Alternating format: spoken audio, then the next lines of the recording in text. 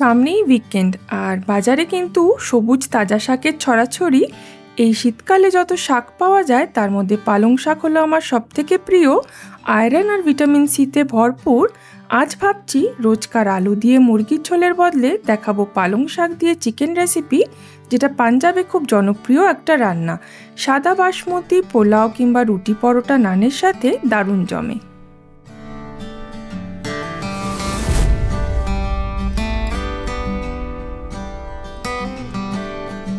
প্রথমেই পালং শাকগুলোকে বেছে হাঁড়ির মধ্যে জলে 3 থেকে 4 বার ধুয়ে নিয়েছি আর জল ঝরিয়ে নিয়েছি।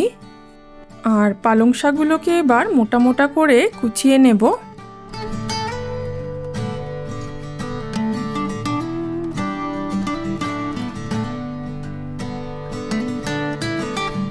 এখানে 1 আঁটি মতো ধনেপাতা, এটাকেও মোটা করে কুচিয়ে নেব।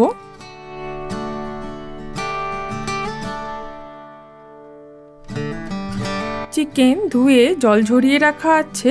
ম্যারিনেশনের জন্য দিচ্ছি পরিমাণ মতো নুন, 2 চামচ মতো ধনে গুঁড়ো, 2 চামচ মতো জিরে গুঁড়ো আর সর্ষের তেল, কয়েকটা আস্ত গোলমরিচ।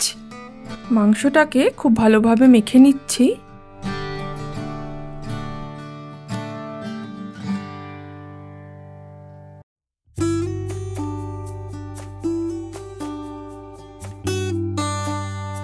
আর দিচ্ছি ছোট চামচের 1 চামচ হলুদ গুঁড়ো আর লঙ্কা গুঁড়ো।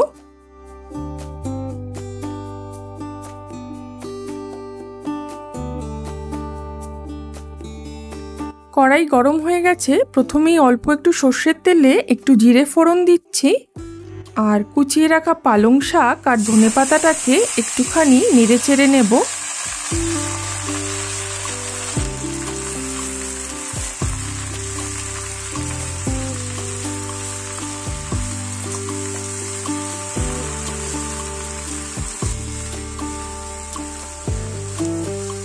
দিচ্ছি সামান্য নুন আর এবার 2 থেকে 3 মিনিট মতো নাড়াচাড়া করলে পালং শাকটা জল ছেড়ে একটু নরম হয়ে যাবে।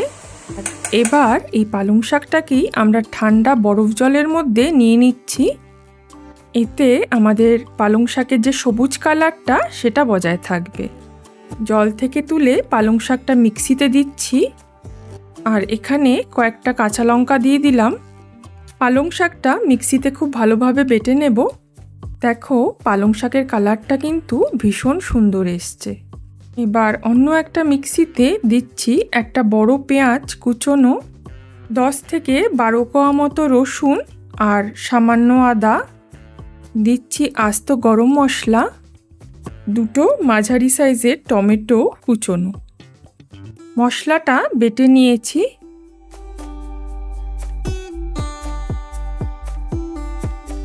এবার একটা বড় পাতিলা বা ডেকচিতে সর্ষের তেল দিয়ে দিচ্ছি আর দিচ্ছি 1 চামচ মতো দেশি ঘি। ফোড়নের জন্য দিচ্ছি একটা তেজপাতা, শুকনো লঙ্কা আর সামান্য জিরে। ম্যারিনেট করে রাখা চিকেনগুলো দিয়ে দেব। এবার চিকেনগুলোকে খুব ভালোভাবে সাঁতলে নিচ্ছি।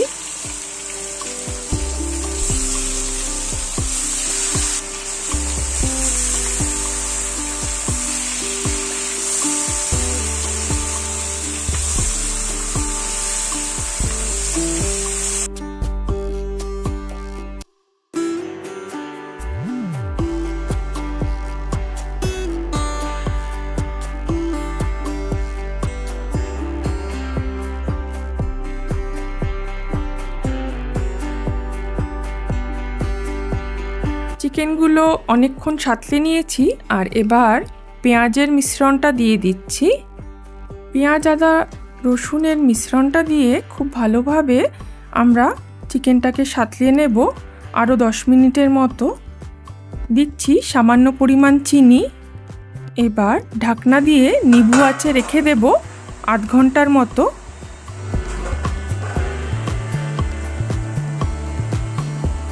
একদম অল্প আছে। 8 ঘন্টা পর ঢাকনাটা আমরা খুলে দিয়েছি আর দেখো চিকেনটা কিন্তু মোটামুটি সেদ্ধ হয়ে এসছে, জলটাও শুকিয়ে এসছে। এবার দিয়ে দিচ্ছি 1 কাপ পরিমাণ মতো জল খুব বেশি জল দেব না, একটু নেড়ে চেড়ে এবার কিন্তু পালং শাকের পিউরিটা দিয়ে দিচ্ছি।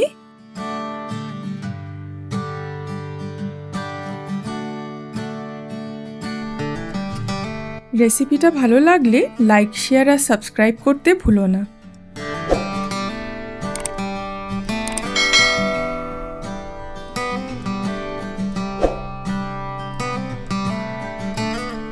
আর এবার 1 কাপ মতো দই ভালোভাবে ফেটিয়ে আমরা এই চিকেনটাতে দিয়ে দিচ্ছি। যে কোনো হোটেল বা রেস্টুরেন্টে পালক চিকেনে ক্রিম ব্যবহার করে, আমরা এখানে ক্রিমের বদলে টক দই ব্যবহার করছি।